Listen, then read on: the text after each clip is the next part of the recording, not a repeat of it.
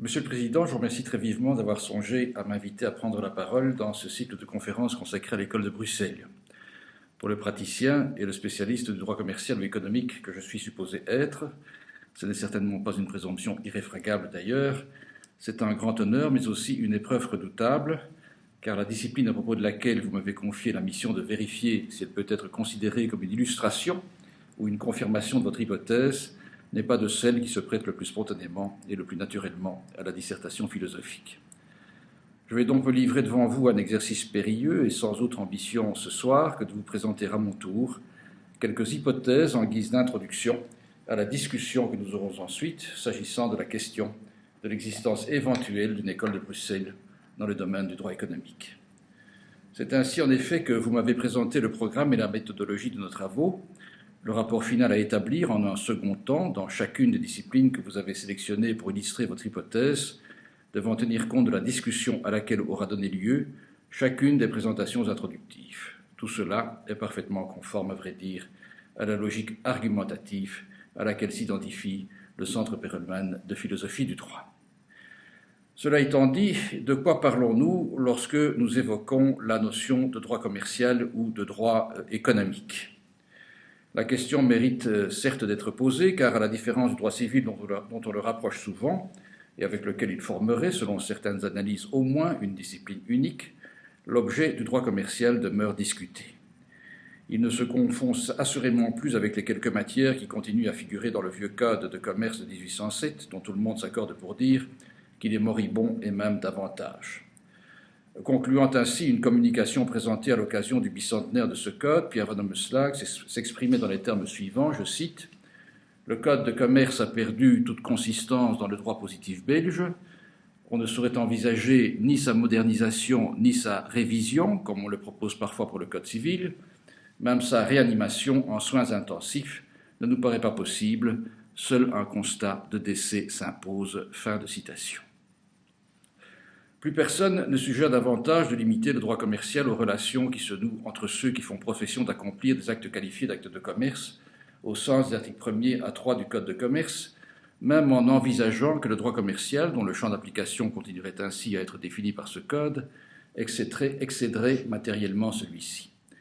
C'est donc aujourd'hui une conception plus ouverte du droit commercial qui l'emporte, sur la base de l'idée que l'objet réel ou naturel du droit commercial, distingué de son objet formel, chevauche celui des activités économiques au sens le plus large. Le droit commercial est ainsi transformé en droit économique, encore que l'expression ne soit pas sans ambiguïté et qu'elle ne fournisse pas à elle seule un critère permettant de tracer fermement les frontières de la discipline.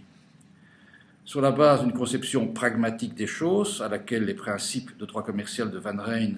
puis de Van Rijn et Heenen n'ont pas peu contribué, il paraît permis de présenter sous la forme du tableau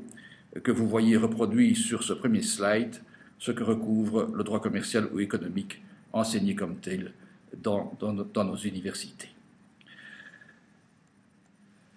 À partir de là, le premier exercice auquel j'ai cru devoir me livrer a été de tenter d'identifier les représentants possibles d'une école de Bruxelles en droit économique, non pas bien entendu dans le but de la personnaliser, mais pour tenter de déterminer, rationner, personner en quelque sorte, s'il n'existerait pas un profil intellectuel type de cette éventuelle école de Bruxelles, susceptible d'en avoir influencé, rationné, matérié cette fois, l'identité et la consistance du point de vue théorique auquel nous devons ici nous placer. Et je suis reparti pour ce faire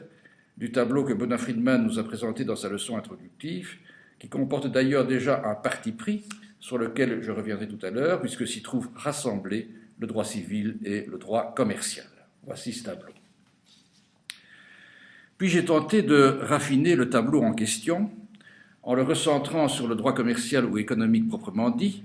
de manière à parvenir à un inventaire des grands professeurs qui ont illustré cette discipline à la faculté de droit de l'Université de Bruxelles,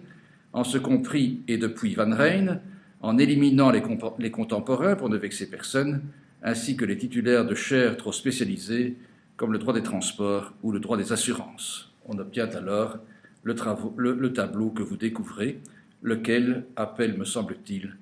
3 grandes observations. D'abord, tous les représentants de l'école de Bruxelles sont ou étaient non seulement d'éminents professeurs, mais aussi des praticiens reconnus,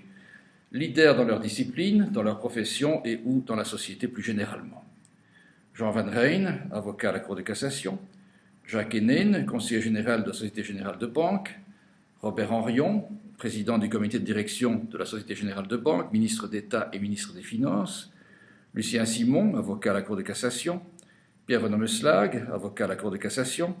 André Brunel, avocat au barreau de Bruxelles, Bernard Glorsdorf, avocat au barreau de Bruxelles et assesseur à la section de législation du Conseil d'État.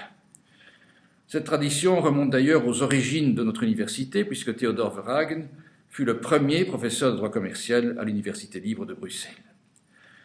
Particularité qui explique très naturellement l'ouverture de la réflexion aux nécessités de la pratique. Ceci ne constitue pas sans doute une spécificité véritablement propre à l'Université de Bruxelles, ni à l'École de Bruxelles qui a pu voir le jour en son sein,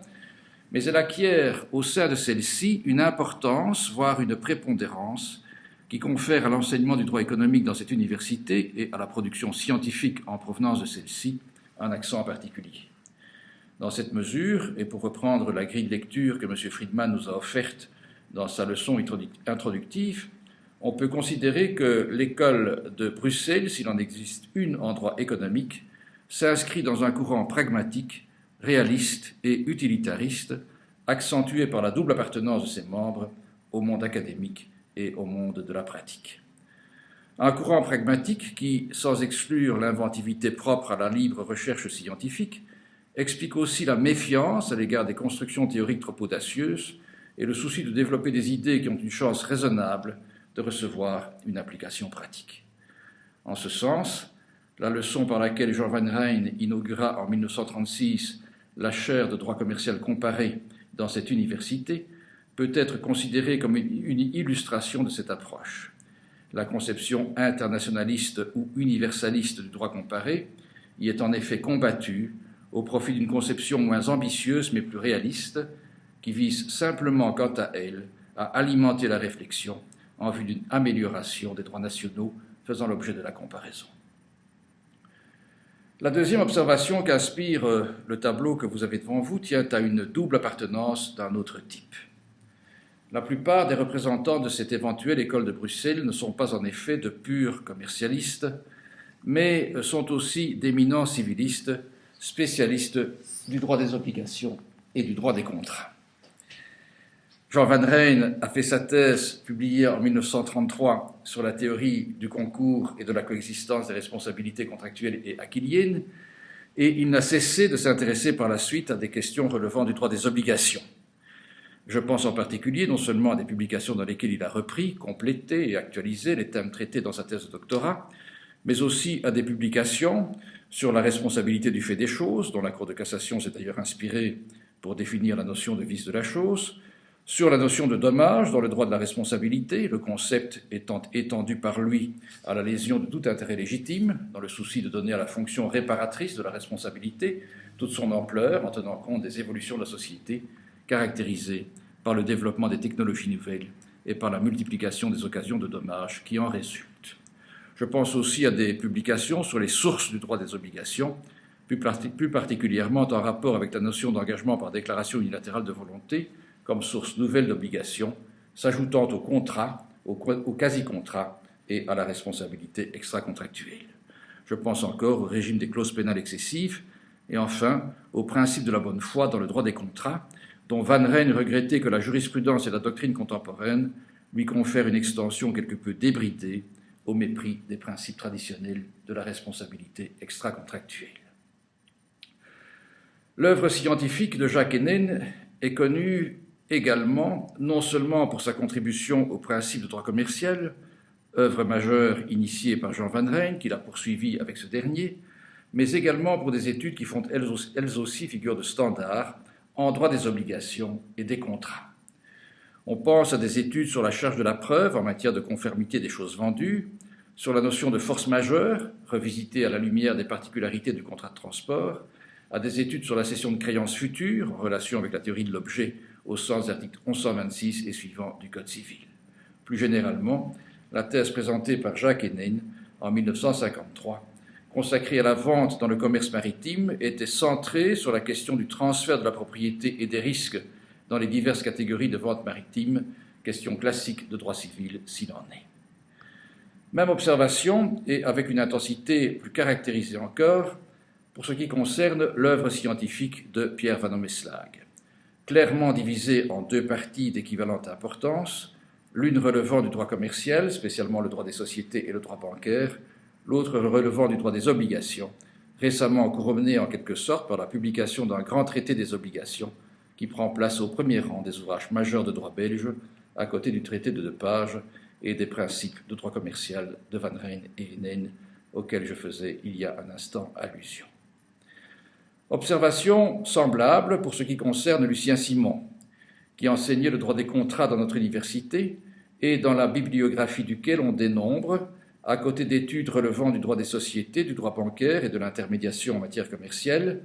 des études de droit civil concernant notamment la responsabilité décennale dans le contrat d'entreprise, la nature et les effets de la réception provisoire en matière de contrat d'entreprise encore, la nature et les effets de la responsabilité du tiers complice de la violation d'une obligation contractuelle,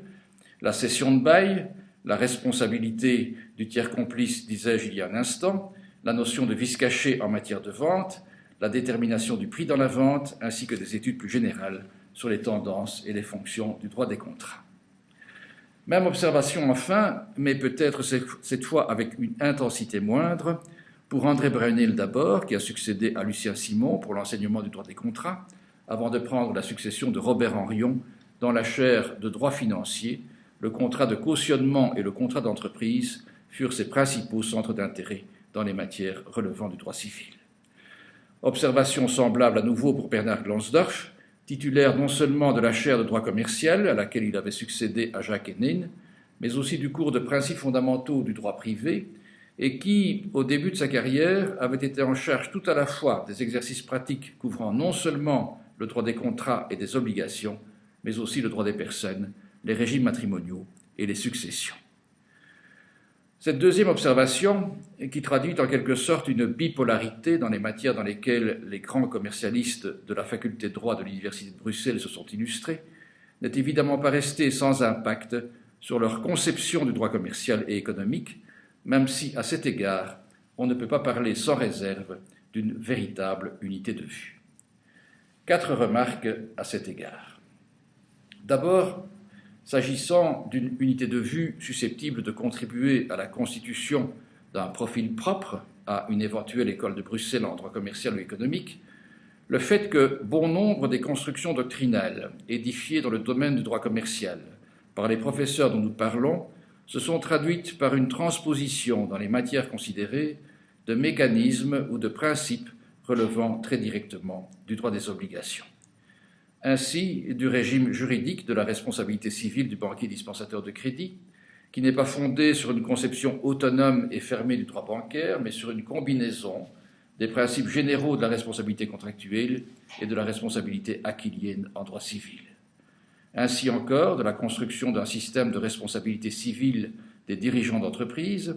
qui excède le cadre des dispositifs spécifiques mis en place par le droit des sociétés et qui, sur le fondement de la fonction complémentaire des principes généraux de la responsabilité aquilienne, laisse ouverte la possibilité d'appliquer ces principes dans des cas où le droit des sociétés ne permettrait pas aux tiers lésés d'obtenir réparation. Ainsi encore du régime de la représentation, d'abord dans le domaine de l'intermédiation commerciale, qui s'inspire du droit commun du mandat comme système de référence, même si c'est pour s'en écarter à propos de certaines variétés d'intermédiation propres au droit commercial, telles que la représentation imparfaite en matière de commission. Ensuite, dans le droit des sociétés à nouveau, où le droit commun du mandat complète le régime de la représentation organique, toutes les fois qu'il s'agit d'organiser la représentation de la société, autrement que par ses organes légaux ou statutaires. Ainsi encore du régime du transfert de la propriété et des risques dans les différentes catégories de ventes commerciales, en ce compris les ventes maritimes et d'autres variétés de ventes sur lesquelles se greffe une opération de transport, régime qui variera selon la catégorie à laquelle l'opération est sortie, mais qui se détermine par rapport au droit commun de l'obligation contractuelle de d'arrêt, même si c'est pour y déroger de manière plus ou moins intense. Ainsi aussi du régime des obligations et des titres abstraits, qui s'est construit sur la base de la théorie de la cause en droit commun des obligations, L'école de Bruxelles s'est particulièrement illustrée dans ce domaine particulier également, tout à la fois à travers la construction d'un régime cohérent en matière de titres négociables et de valeurs mobilières par Van Rijn et Heenen, dans le domaine du crédit documentaire par Van Rijn et Heenen toujours, et dans le domaine des garanties bancaires à première demande par Lucien Simon, Pierre Van Ommeslag ayant quant à lui renouvelé la théorie de la cause du côté du droit commun des obligations dans une note célèbre publiée en 1970. Ainsi enfin, à tout le moins selon l'analyse d'André Brunel, du virement de compte à compte, présenté comme la combinaison d'un mandat entre le donneur d'ordre et sa banque, et d'une substitution de mandataire lorsque le donneur d'ordre et le bénéficiaire ne disposent pas d'un compte auprès de la même banque. Deuxième remarque, c'est que la parfaite maîtrise des catégories traditionnelles du droit civil, par tous ceux que nous avons identifiés comme les représentants possibles d'une éventuelle école de Bruxelles en droit commercial et économique, ne conduit chez aucun d'eux à un asservissement absolu du droit commercial au droit civil, même si, de ce point de vue, des prises de position divergentes s'observent lorsqu'il s'agit de déterminer le degré d'indépendance et d'autonomie qu'il se justifie de reconnaître au droit commercial par rapport au droit civil. Tous, je pense, sont d'accord pour considérer qu'il existe des questions auxquelles il est vain de vouloir à tout prix fournir une réponse par référence à une catégorie traditionnelle du droit civil. Les créations de la pratique commerciale, de la pratique bancaire et de la pratique financière ne se prêtent pas toutes à une qualification traditionnelle du droit civil, et plutôt que d'en stériliser l'originalité, il est alors préférable, au nom d'une conception à nouveau plus réaliste des choses,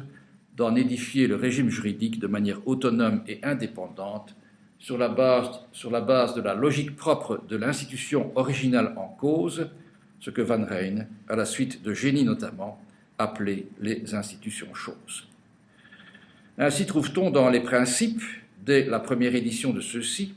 et la démarche sera amplifiée dans la deuxième édition à propos de nouvelles institutions apparues entre-temps, nombre de constructions juridiques autonomes auxquelles la jurisprudence a fait écho, en droit bancaire particulièrement. Ainsi, par exemple, du concept de compte, présenté par Van Rijn et Heenen comme, je cite, l'un des procédés techniques les plus remarquables du droit commercial, et plus singulièrement encore du régime du compte courant, détaché du mécanisme classique de la compensation et de la novation en droit civil, pour être édifié sur la base de principes déduits du fonctionnement original de cette variété de comptes, tels que voulus par les parties en relation de compte, conformément aux usages de la pratique commerciale. Ainsi du mécanisme de l'escompte, dans le domaine des effets de commerce, présenté comme, je cite, un contrat bancaire qui ne correspond à aucune des catégories du droit civil, en particulier le prêt sur gage. Ainsi de l'ouverture de crédit, présentée elle aussi comme, je cite toujours, un contrat bancaire autonome, inassimilable au prêt, ou encore du crédit irrévocable dont il est démontré dès la première édition des principes qu'il ne peut être ramené à une stipulation pour autrui, à un cautionnement ou à une délégation, institution classique du droit civil.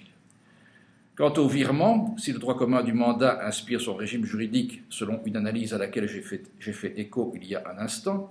il s'agit aussi, selon Van Rijn et Heenen,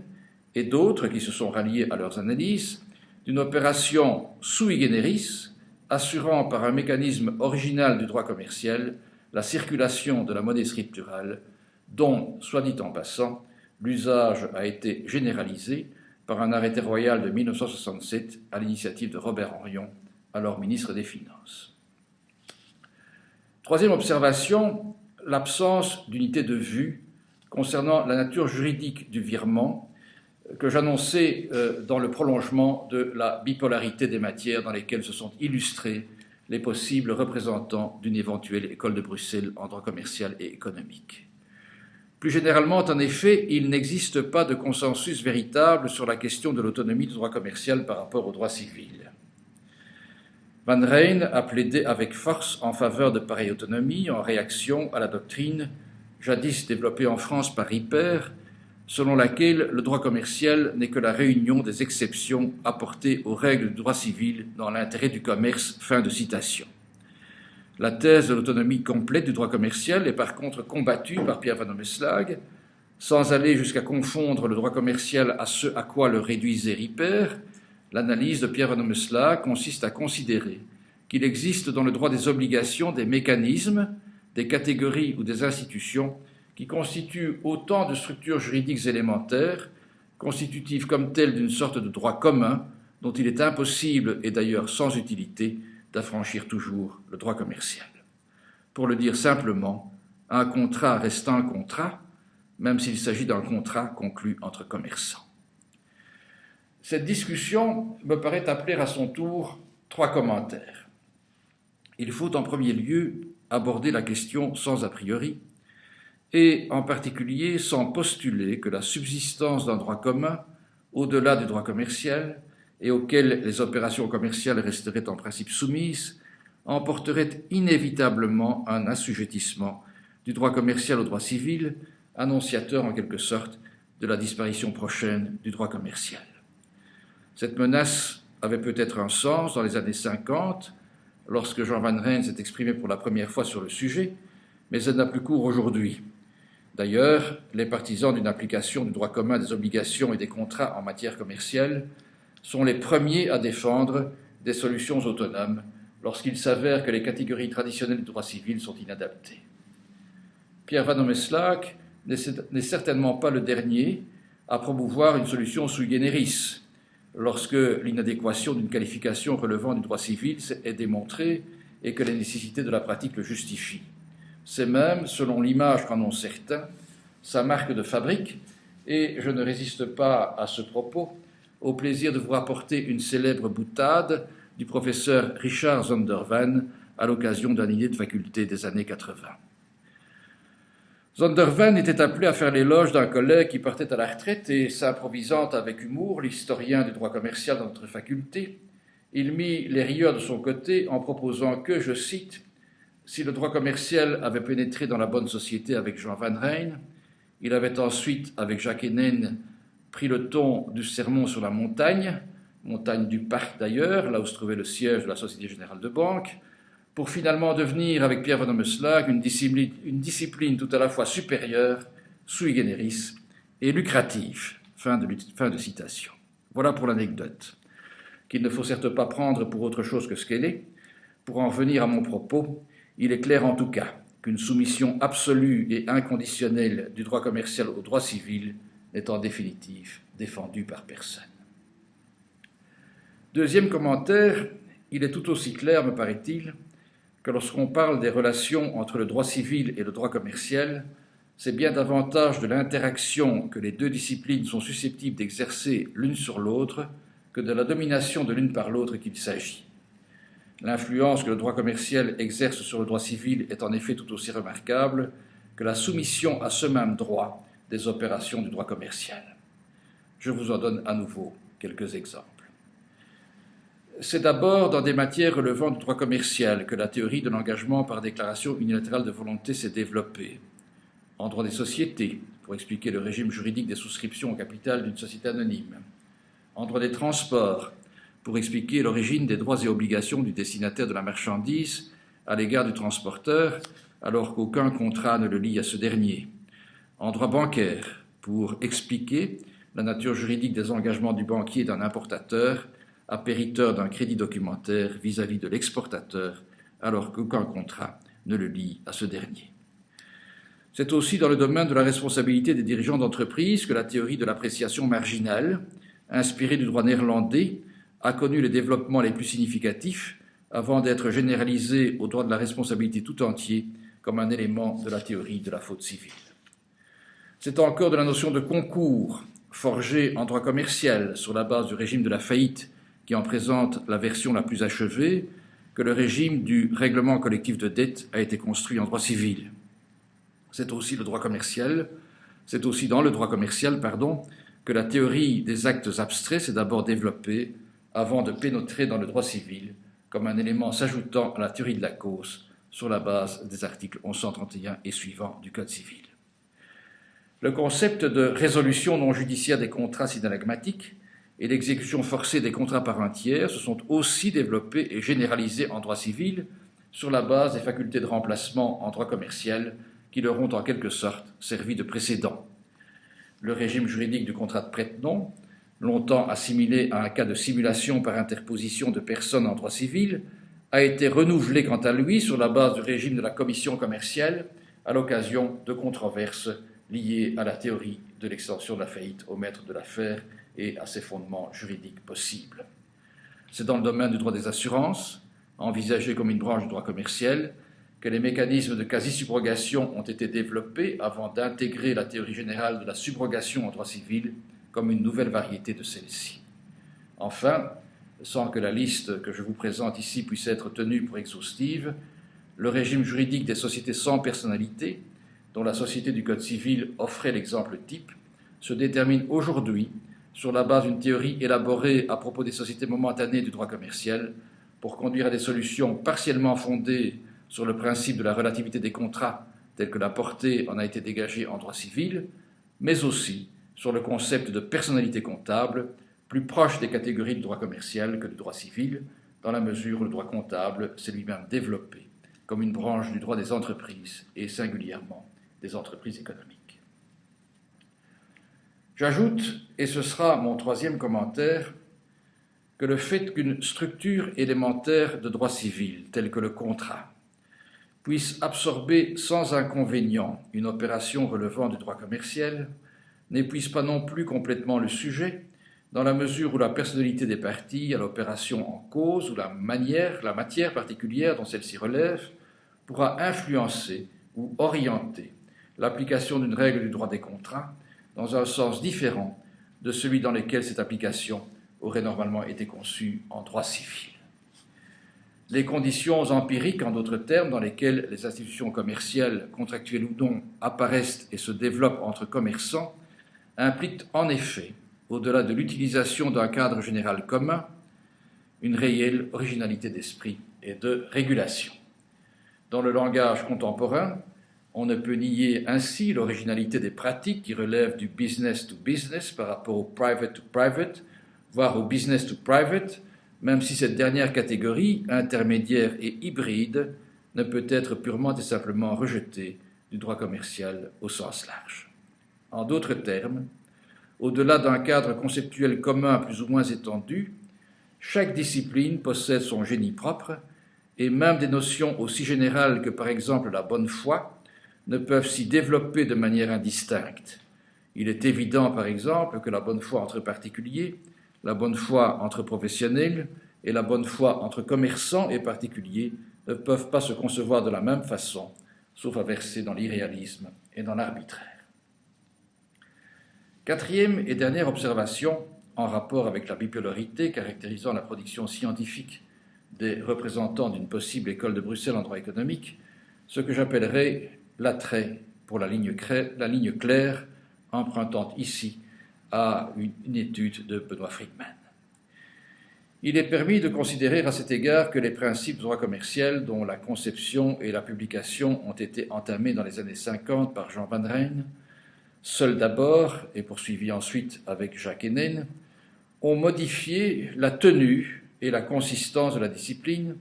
qui a acquis à ce moment un statut théorique équivalent à celui du droit civil. Cela ne revient pas à dire que les ouvrages antérieurs ou concurrents de droit commercial n'étaient pas d'excellente tenue. On pense en particulier, bien évidemment, au traité de droit commercial de Frédéric en 11 volumes,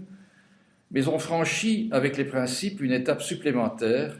que je caractériserai de 4 façons. D'abord, par l'ajout d'une dimension critique à la description de l'état du droit tel qu'il était. Ensuite, par la présentation d'un véritable système ou de systèmes nouveaux dans des matières dont la cohérence restait à mettre au jour. Je pense à la théorie des titres négociables, au régime des contrats de transport ou encore à plusieurs aspects du droit bancaire. Ensuite encore, par la présentation, sous le couvert de la notion d'entreprise économique, d'une idée susceptible de fournir au droit commercial ou économique son unité. Enfin, par une clarté d'exposition liée à un style consistant à ramener les questions à l'essentiel. L'une des caractéristiques de l'école de Bruxelles en droit économique, si l'hypothèse de son existence devait être confirmée, pourrait donc bien être que le pragmatisme et le réalisme s'y trouvent combinés avec une volonté de systématisation au niveau de principes destinée à assurer la cohérence de l'ensemble ou des parties de l'ensemble susceptibles d'une existence propre. Quant à la mise au jour de ces principes, elle procède d'une analyse objective des composantes de l'institution considérée, mise en rapport avec ses finalités intrinsèques, dont il s'agit aussi d'assurer l'efficience dès lors qu'elle ne se heurte à aucun interdit relevant de l'ordre public ou de la police économique. Le souci de la sécurité juridique n'est sans doute pas étranger non plus à la démarche, par où l'on rejoint à nouveau une préoccupation d'ordre réaliste ou utilitariste. Ceci pourrait constituer une première conclusion provisoire. Encore conviendrait-il de vérifier que l'approche dont je viens d'esquisser l'identité constitue bien une originalité de la production scientifique en provenance de notre université, dans le domaine du droit économique en particulier. Le fait qu'elle paraisse concorder, au titre d'un certain pragmatisme rationnel, avec l'une des particularités essentielles de l'école de Bruxelles de philosophie du droit, telle que M. Friedman nous l'a présentée, sur la base des enseignements de Paul Fourier et de Chaim Perlman, constitue un premier indice en ce sens. Mais il resterait à établir de manière plus affirmative que l'approche que je viens de décrire est véritablement propre à l'école de Bruxelles. L'hypothèse que je formulerai pour ma part est qu'il s'agit à nouveau sans doute plus d'une question d'accent que d'une propriété véritablement exclusive. Rétrospectivement, l'approche promue par les fondateurs de l'école de Bruxelles de philosophie du droit comme un développement de la méthode de la libre recherche scientifique développée par Génie et par Despage au début du siècle passé, a pu jouer un rôle d'avant-garde, mais elle semble aujourd'hui correspondre à une démarche plus largement partagée dans le domaine des sciences juridiques. Il resterait d'ailleurs aussi à étudier si, dans quelle mesure et par quelle voie, cette approche, que nous avons qualifiée de pragmatisme rationnel, a pu exercer une influence sur la jurisprudence, notamment sur la jurisprudence de la Cour de cassation, de manière à en tester, en quelque sorte, l'efficacité dans la vie réelle du droit positif. Mon hypothèse à cet égard est qu'il y a assurément des signes attestant d'une certaine perméabilité de la jurisprudence à la méthode de l'école de Bruxelles, signes qui s'observent toutes les fois qu'un principe ou qu'une solution sont justifiés par l'esprit du système ou la fonction de l'institution dont il s'agit de préciser la portée. J'en ai moi-même dénombré plusieurs exemples, parfois à propos de questions très techniques d'ailleurs, dans une étude consacrée à ce que j'écris pouvoir appeler la raison finaliste en droit privé. L'un des cas qui compte sans doute parmi les plus emblématiques concerne la construction d'une théorie générale du concours, fondée sur une analyse de la fidélité commune aux procédures de liquidation collective, inspirée du droit de la faillite, sans en présenter toutes les caractéristiques. La démarche, brillamment menée à son terme dans une thèse présentée en 1992 par Mme Grégoire, se caractérise aussi par un raisonnement analogique sur les fins, en parfaite adéquation avec les travaux jadis conduits sur le raisonnement par analogie au sein du Centre de philosophie du droit sous l'impulsion de Paul Fourier. Une certaine prudence s'impose toutefois, me semble-t-il, dans les diagnostics, car la technique de cassation, corsetée dans un certain formalisme lorsqu'il s'agit d'exercer un contrôle de motivation et contrainte par le principe de l'égalité, ne permet en définitive qu'assez exceptionnellement le développement de raisonnements procédant d'une recherche scientifique réellement libre, selon l'expression de l'un de ses plus anciens procureurs généraux. La Cour de cassation n'est d'ailleurs pas une académie. J'en viens ainsi à la dernière partie de cet exposé. La conclusion provisoire que j'ai esquissée il y a un instant, s'agissant de l'existence d'un pragmatisme rationnel dans la production scientifique des représentants d'une éventuelle école de Bruxelles en droit économique, relève de la méthode. Reste donc à se demander si une école de Bruxelles existe ou pourrait exister autrement que sous cette forme. En d'autres termes, une école de Bruxelles existe-t-elle ou pourrait-elle exister en droit économique comme l'expression d'une idée, d'une philosophie ou d'une idéologie propre sur le plan des principes qui confèrent au droit économique sa substance essentielle? Autrement dit encore, une école de Bruxelles existe-t-elle en droit économique comme il existe par exemple une école de Chicago en sciences économiques sur laquelle s'est greffé le mouvement Law and Economics? La réponse à cette question, que je vais aussi vous présenter comme une autre hypothèse de discussion, est ambivalente, sinon ambiguë. Il me semble que l'on doit d'abord à la vérité de constater qu'il n'y a pas d'école de Bruxelles de droit économique si l'on considère que la notion d'école est indissociable d'un plan préconçu par un maître à penser ou dans un cercle d'initiés, c'est-à-dire d'un programme théorique ou idéologique qu'il s'agirait ensuite d'appliquer et d'enseigner. S'il est arrivé aux représentants du droit économique dans notre faculté de s'exprimer ensemble sur le même sujet, il serait difficile, sans forcer les choses, de voir dans le tableau que vous avez sous les yeux l'illustration rationnée, personnée en quelque sorte d'un programme commun, ou pour le dire autrement, d'une pensée unique, permettant sur le fond de distinguer une école de Bruxelles en droit économique, comme l'on parle par exemple, je le disais il y a un instant, de l'école de Chicago et du mouvement Law and Economics. Dans ce sens étroit, et puisque j'ai eu le privilège de collaborer avec Jean Van Rijn pendant près de 10 ans, je crois même pouvoir témoigner de ce que la notion d'école lui était totalement étrangère. Et il est d'ailleurs arrivé plus d'une fois que ceux auxquels on pourrait être enclin à prêter la plus grande proximité intellectuelle ont exprimé des vues très divergentes sur des sujets essentiels. Nous venons de le voir à propos de la question de l'autonomie du droit commercial, puisque là où Jean Van Rijn plaidait en faveur d'un affranchissement radical du droit commercial par rapport au droit civil, Pierre Van Ommeslag reste attaché à l'idée que le droit civil, particulièrement le droit des obligations et le droit des contrats, constitue une sorte de droit commun dans les catégories duquel les pratiques commerciales se dissolvent, moyennant les dérogations que leur particularisme peut, le cas échéant, justifier. Pour prendre un autre exemple, parmi de nombreux autres, et sans parler encore de la controverse sur la notion d'entreprise, sur laquelle je reviendrai dans un instant, il n'y avait pas non plus d'unité de vue entre Jean Van Rijn et Pierre Van Ommeslag sur les conditions suivant lesquelles la déclaration unilatérale de volonté peut être reconnue comme une source d'obligation. Cette dernière question a même donné lieu à une disputatio publique dans les colonnes du journal des tribunaux, Jean Van Rijn répliquant en 1984 à un plaidoyer au terme duquel, 2 ans plus tôt, Pierre Van Ommeslag, soutenu en cela par Lucien Simon, avait conclu à la reconnaissance inconditionnelle de cette source d'obligation, se dissociant ainsi de l'enseignement des principes, dans la seconde édition desquels Van Rijn,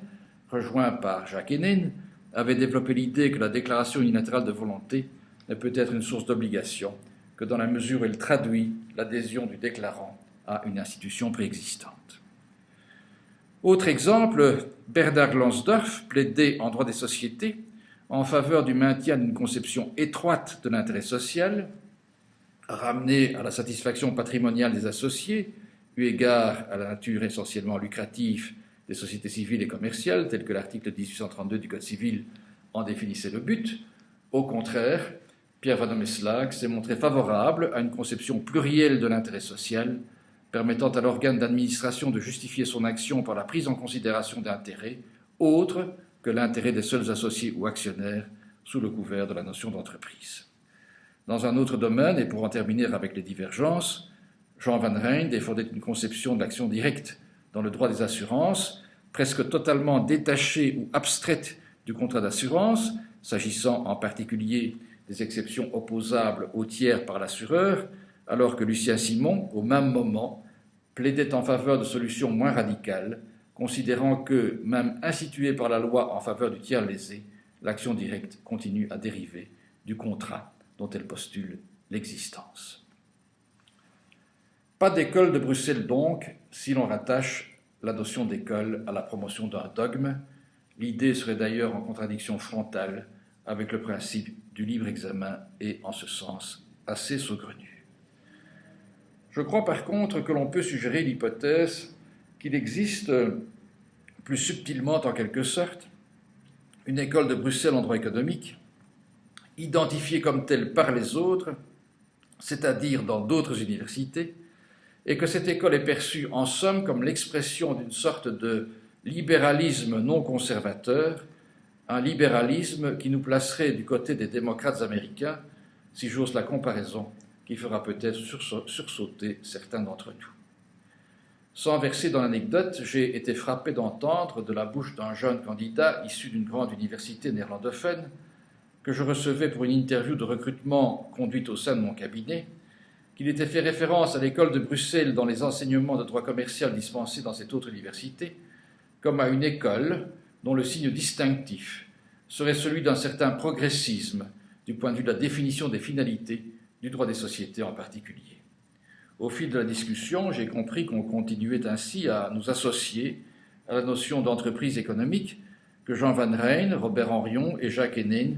avaient présentée comme la notion centrale du droit économique moderne à une époque où le droit social imprimait son esprit à l'ensemble de l'organisation juridique de l'économie dans le contexte de la reconstruction postérieure à la Seconde Guerre mondiale et des Golden Sixties qui y ont fait suite. Cette conception du droit économique a fait l'objet de critiques. Sur le plan du droit positif, Pierre van Ommeslag a dénoncé l'imprécision du concept et son inutilité, particulièrement dans la mesure où il s'agirait de le substituer aux sujets de droit économique que sont les entrepreneurs individuels et les sociétés dotées de la personnalité juridique. Mais cela ne l'a pas empêché d'adhérer, ainsi que je le disais il y a un instant, à une conception large et plurielle de l'intérêt social comme finalité ultime des décisions incombant aux dirigeants des sociétés commerciales, conception large et plurielle qui implique la prise en considération non seulement de l'intérêt patrimonial des associés et des actionnaires, mais aussi de l'intérêt d'autres parties prenantes, les bailleurs de fonds, les travailleurs, les clients et les fournisseurs habituels, la communauté ou la région dans laquelle l'entreprise exploite son activité, voire l'intérêt général, en ce compris plus récemment des préoccupations liées à la préservation de l'environnement. Or, cette définition plurielle de l'intérêt social se synthétise en quelque sorte dans la notion d'entreprise, et l'on parle d'ailleurs à son propos d'une conception entrepreneuriale de la société par opposition à une conception purement capitalistique de celle-ci. Moins ostensiblement centrés sur la notion d'entreprise comme telle, certains travaux plus techniques de Lucien Simon ou de Paul-Alain Fourier s'inscrivent néanmoins dans la même veine.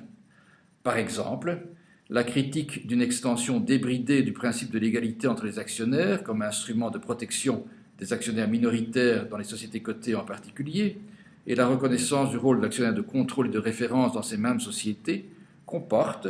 implicitement au moins, une critique d'un certain asservissement du droit des sociétés contemporain aux impératifs des marchés financiers, au détriment des perspectives à long terme que les préoccupations d'entreprise postulent. Avec les nuances requises, dans les détails desquelles je ne peux pas entrer ici faute de temps, une école de Bruxelles paraît donc identifiable en droit économique aujourd'hui encore, autour de la notion d'entreprise, mais en tenant compte des développements critiques auxquels cette notion a donné lieu et en la recentrant sur la définition des finalités du droit des sociétés et des normes de comportement sur la base desquelles l'action des dirigeants d'entreprise peut ou doit être appréciée et jugée. Ce thème est d'ailleurs d'une brûlante actualité puisque les réflexions d'ordre politique, économique et juridique que la crise financière de 2008 a suscitées conclut, dans une très large mesure, à une nécessaire revitalisation de la notion d'entreprise au titre des finalités qui doivent animer les agences économiques, à l'inverse d'une tendance à la financiarisation du droit des sociétés que le développement du financement désintermédié des entreprises par les marchés financiers avait favorisé. Et il n'est peut-être d'ailleurs pas sans intérêt de relever à cet égard que même la Commission européenne, qui avait promu en 2003 un plan d'action pour une modernisation du droit des sociétés très agressivement orienté dans le sens d'un assujettissement du droit des sociétés aux contraintes des marchés financiers, a considérablement tempéré sa vision des choses dans 2 livres verts de 2010 et de 2011.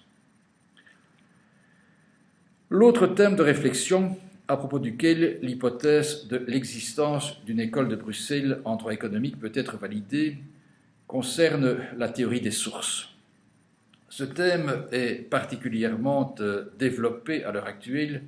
au sein du Centre Perelman de philosophie du droit, sous la forme d'une analyse approfondie et originale du phénomène de globalisation de l'économie et de ses implications juridiques. Je ne peux pas, faute de temps, développer ici cette question en détail, ce qui ferait d'ailleurs inutilement double emploi avec les communications accessibles sur le site internet du Centre de philosophie du droit. Dans la perspective particulière de la réunion de ce soir, je m'en tiendrai à 2 remarques. La première, c'est que la diversification des sources de droit que le traitement juridique de la globalisation postule, en ce que pareille globalisation atteste du caractère périmé d'un modèle de régulation dépendant exclusivement des États, est un phénomène qui était déjà décrit en germe dans la première édition des principes de droit commercial. Au titre des sources réelles du droit économique, il y était déjà question en effet des codifications privées d'une part et d'autre part du caractère chimérique d'une unification du droit économique par les voies traditionnelles du droit international public. Ma deuxième remarque, c'est que la remise en cause de la notion de droit positif au sens traditionnel du terme, qui est l'une des conséquences de la globalisation de l'économie, de même que l'intégration dans l'ordre juridique de sanctions d'un type nouveau, telles que la sanction du marché, non juridique si l'on s'en tient aux acceptions traditionnelles, postule une ouverture d'esprit sur les réalités du monde contemporain, équivalente à celle qui, au début du siècle dernier, a permis aux précurseurs de l'école de Bruxelles de faire évoluer les conceptions du droit qui prévalaient à l'époque dans un sens plus conforme aux réalités de leur temps. C'est ce rôle d'avant-garde que l'école de Bruxelles d'aujourd'hui pourrait remplir, en droit économique en particulier. Voilà, mesdames, messieurs, je vous avais annoncé quelques observations sans autre ambition que d'introduire une discussion. Le temps est donc venu que je vous cède à mon tour la parole, non sans vous remercier d'abord de votre patience et de votre attention.